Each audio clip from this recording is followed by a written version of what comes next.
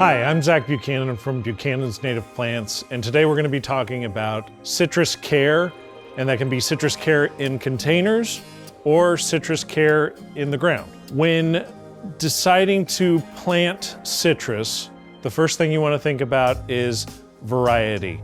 Citrus does great most of the year in Houston with our warm and humid weather, but when winter comes, most citrus, if not all citrus, needs protection during the winter. Certain varieties of citrus are going to be more cold tender than others. For instance, a lime is going to be more cold tender than an orange.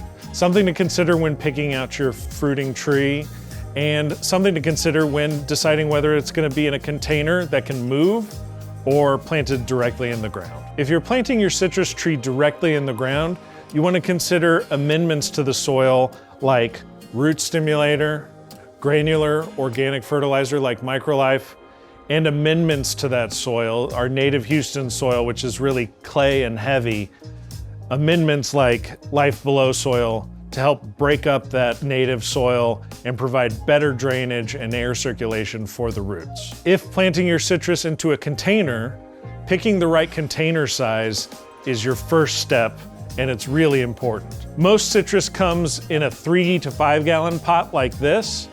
You want to bump that container size up to at least twice as big. This is an example of what not to put it in. This is a closer example to the size you want to bump up a citrus into. Next, you want to pick a good, well-draining organic soil to fill that container with. We recommend Life Below, and maybe adding some extra expanded shale into that soil to help improve drainage so there's not standing water in that container and that water is going directly through and out of the container and saturating everything within that container. The soil that you use to fill that container is just as important as the soil you would be planting in the ground. Next, you want to think about placement of your citrus tree. Citrus likes full sun. That means at least 6 to 8 hours of direct sun throughout the day. Growing citrus in a container, you have the ability to move that container throughout the year to ensure that it gets those 6 to 8 hours of sun that it needs. You also need to be aware of watering needs.